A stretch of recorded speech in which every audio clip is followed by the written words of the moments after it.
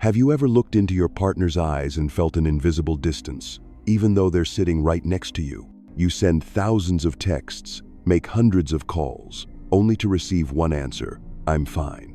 And then silence. That isn't mere neglect, it's the alarm bell of a soul protecting itself. Psychologist John Bowlby once said, "We chase after what we unconsciously believe will abandon us." So why do avoidant attached people keep running from love, even though they crave it more than anyone? Imagine in our modern world where fashion statements abound, emotions are broadcast on social media, and we're connected around the clock, there are still those who live in quiet fear, terrified that every time they open their hearts, they'll relive childhood pain. They don't hate love. They fear loving wrong so deeply that they push you away with cold ghosting to shield their fragile hearts. In this video, we'll dissect every layer of the wall they've built, from childhood roots of insecurity to the nervous system's freeze response, all the way to the silence tests they use to challenge you. But the scariest part isn't why they pull away. It's that most of us follow bad advice, chase harder, demand answers, punish with silence. These very actions backfire, causing them to retreat further and you to forever lose the chance to touch their hearts. The magic happens when you understand their true nature. You don't have to shout or beg. You simply need to become the calm, consistent, space-respecting person, the one who can make them feel safe. And when the vault of their heart finally opens, that bond won't be a fleeting romance, but a lifelong imprint. If you've ever wondered why your love feels perpetually suspended, don't miss this video. You deserve to understand and win over the heart others call unlovable. Let's uncover the secret behind their silent fortress, and who knows, you just might be the rare one holding the key. In the quiet evening glow of a coffee shop, golden lights shimmer through rain-streaked panes as a beautiful woman sits alone in the corner. The camera follows her in slow motion as her phone vibrates. A missed call notification from her partner lights up the screen. The steady brrr, brrr of the ringtone echoes like an alarm in your mind. You wait, hoping she will press answer, but instead her eyes hesitate and her fingers swiftly type a brief message, "I'm fine." Then the screen goes dark, leaving only silence. Cut to the caller's perspective. Their eyes stare blankly at the silent phone. This isn't a direct refusal or a clear rejection, rather. It's an invisible wall of silence concealing deep wound. They don't want to engage. They can't find the words. They know that opening up risks reopening old pain. Most of us, witnessing this scene, rush to conclude. Their silence means rejection. In our minds, absence equals rejection becomes an unquestioned axiom. From that point, our instinctive reaction kicks in. We flood them with texts, we call relentlessly, perhaps we even post emotional statuses begging for explanations. On countless relationship forums, you'll find helpful advice like chase harder or demand reassurance. Some even suggest a silent treatment punishment respond with the very weapon they wield. However, according to a 2024 report by the Relationship Research Lab, 68% of people with avoidant attachment have repeatedly felt abandoned, not because they chose to leave, but because their partners repeatedly handled them poorly. The tactics of chasing or punishing with silence only fortify their defensive walls. This statistic reveals that they are not rejecting you. They are protecting a fragile part of their soul. Each time you chase harder, you unwittingly send, "I can't stand this silence." That triggers their deep survival mechanism. If love equates to pressure or shackles, they instinctively flee. The harder you pursue, the more impenetrable their defenses become, because they perceive you as a threat to their fragile freedom. This isn't a one-off incident. The distance between you grows wider and wider. You think, if only they would explain a bit more, while in reality they are signaling, "I don't feel safe yet." When you treat silence as a problem to fix, you lose the opportunity to truly connect and build trust. Now, instead of striving to break the distance at all costs, we need to shift our perspective. Stop seeing silence as the enemy and start viewing it as an alarm bell. What they need isn't more chasing, they need your calm, steady presence to transform silence into a safe space where bit by bit they can learn to open their hearts.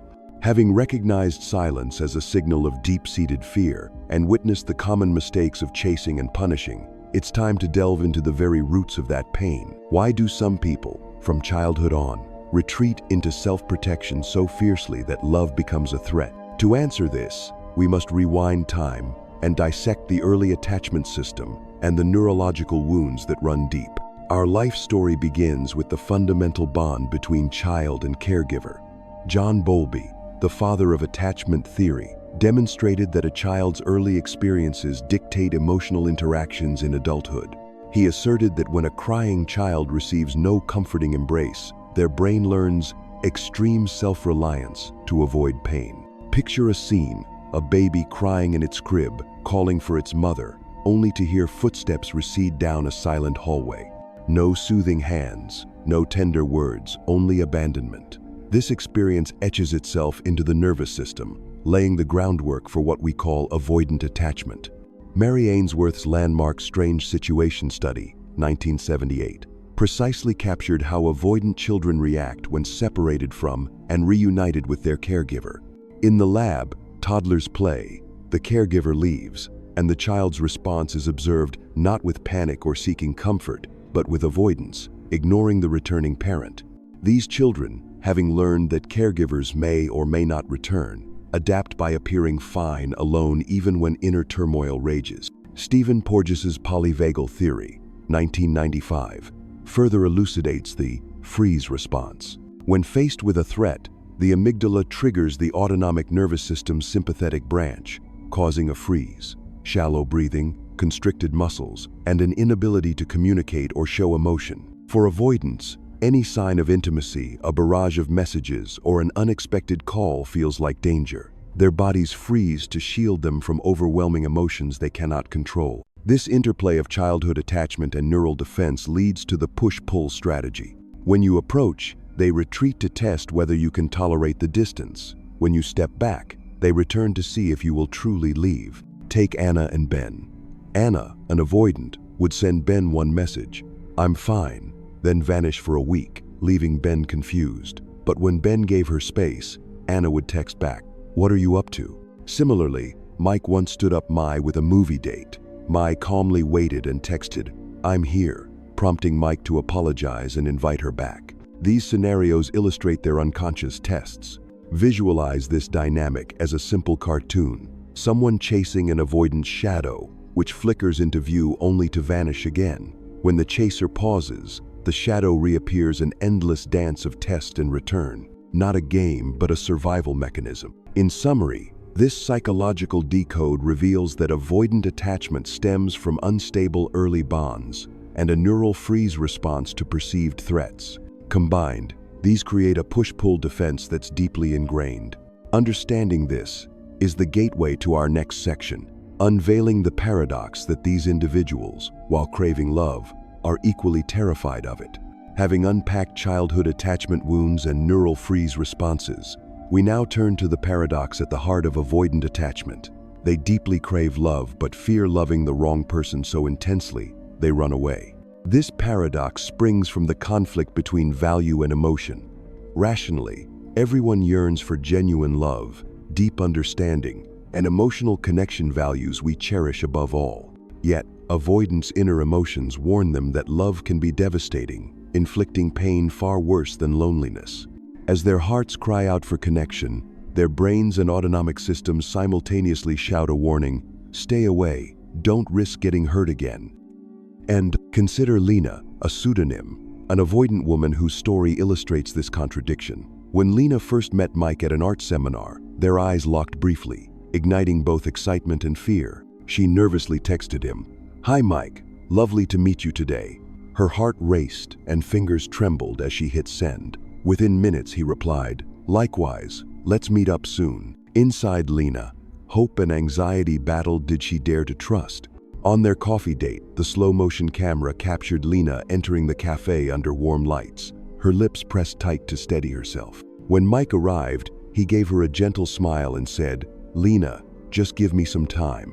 Subtitles, "Give me some time." Tears brimmed in Lena's eyes, not from the apology, but from paralyzing fear. If she agreed, she might never let go. She abruptly retracted her hand, turned, and hurried out, leaving Mike standing with a sad smile and a full cup of coffee. This moment encapsulates the paradox. Lena yearned for warmth, yet recoiled because her belief in safety was shattered by early attachment wounds and inconsistent caregiving. Mary Ainsworth's Strange Situation, 1978, showed that children who experienced inconsistent care, sometimes comforted, sometimes neglected, develop avoidant attachment, self-reliant, protective, and mistrustful of premature safety signals. Lena's date became a test, and at the first sign of perceived danger, she withdrew. Lena's story teaches us, avoidants don't reject love, they test it. Each retreat is a silent question. Can you weather this void? Will you stay when I can't reassure? It's not a game, but a survival reflex. Their silence gauges whether you'll chase or respect their space. Only if you pass, that is, you don't flee, and you don't weaponize their silence, does the safety lock begin to turn. So, if Lena needs to test boundaries and heal childhood wounds, who truly holds the key to stand firm through every trial?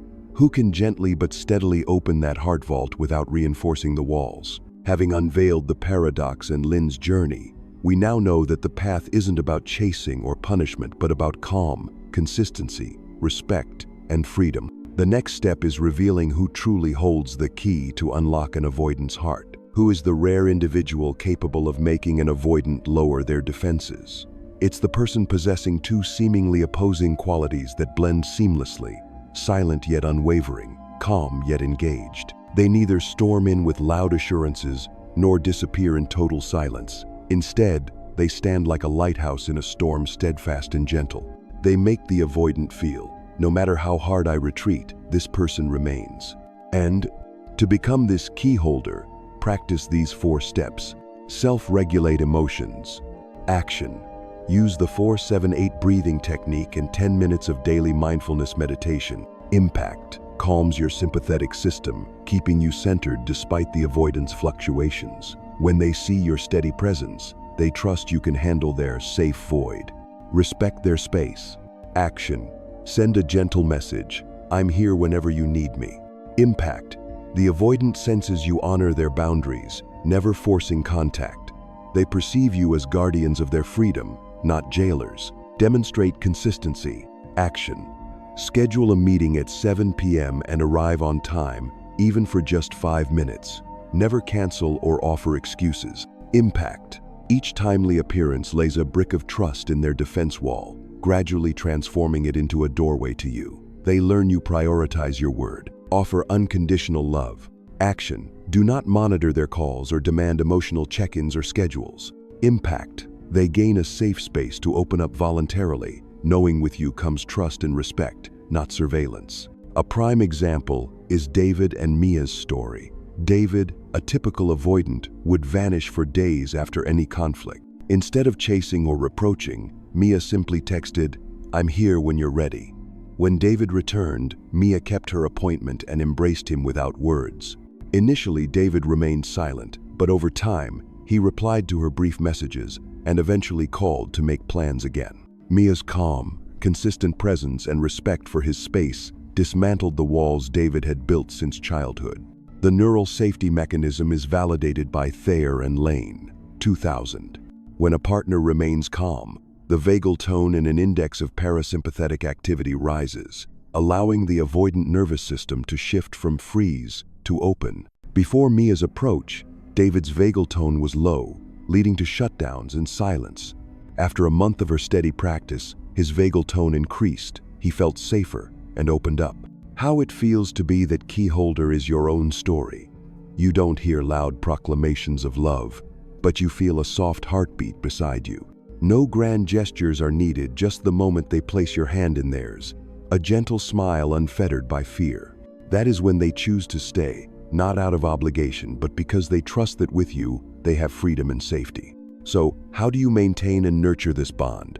Stay tuned for the next section, where we explore deep healing and lasting emotional connection, so that each retreat becomes not a threat, but a peaceful breath in your shared journey. Having unlocked the avoidant's heart with calm, respect, consistency, and freedom, the next phase transforms that breakthrough into a journey of healing and emotional connection. A gentle piano melody fills the scene as the camera captures two people seated side by side on a park bench at sunset.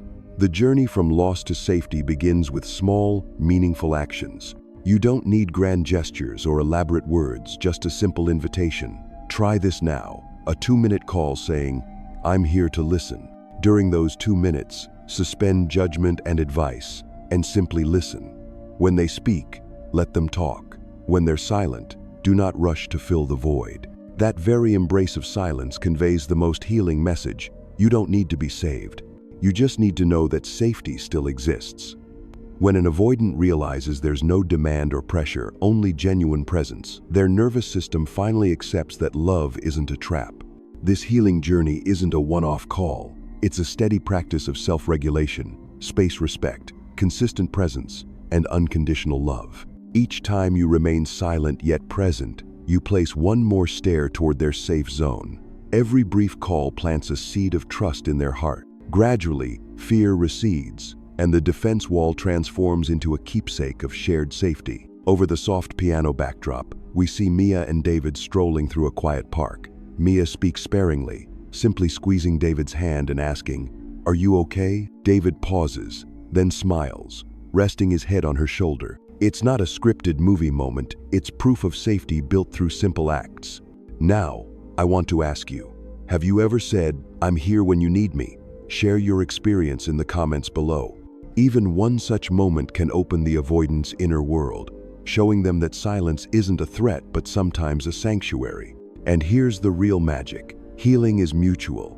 When you learn to listen without judgment and stay steady without control, you also heal your own avoidant tendencies. You discover that silence isn't inherently bad, and respectful space is the bedrock of genuine connection. Emotional connection is two-way. You give, they receive. You stay firm, they open up.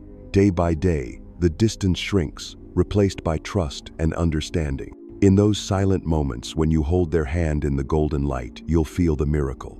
This bond not only overcomes fear but becomes stronger than anything you've known. Remember, every 2-minute call, every "I'm here", every patient silence is a step on this healing path. You don't have to rush, just be patient and sincere. Then the avoidant will no longer flee from pain but step into your arms, knowing that safety truly exists there. And there you have it, a journey from misunderstanding avoidant silence as rejection to uncovering the childhood wounds and neural freeze responses that drive their push-pull behavior, to revealing the paradox that they crave love, yet fear loving wrong, and finally to becoming the rare keyholder who opens their heart vault with calm, consistency, respect, and unconditional presence. We explored 4 simple yet powerful steps: self-regulation, honoring space, unwavering reliability, and love without control, and witnessed how a 2-minute "I'm here to listen" call can spark profound healing. Above all, the core lesson is this: choose your own values, steadfast kindness, emotional maturity, and self-respect over chasing every fleeting emotion or reaction. When you lead with inner strength rather than frantic pursuit, you create a sanctuary where true connection can flourish. Thank you so much for staying with me until the very end. Your openness to these insights and your willingness to grow make this community a place of genuine transformation. I'm deeply grateful for each of you. Now, I'd love to hear from you. Have you ever tried saying, "I'm here when you need me"? How did it feel? Share your experiences or questions in the comments below. Your story might inspire someone else to take that courageous first step. If you found this video valuable, please hit subscribe and ring the notification bell so you never miss future content designed to help you build healthier, more secure connections. Together, let's choose growth over fear and create relationships rooted in trust and safety, one mindful choice at a time.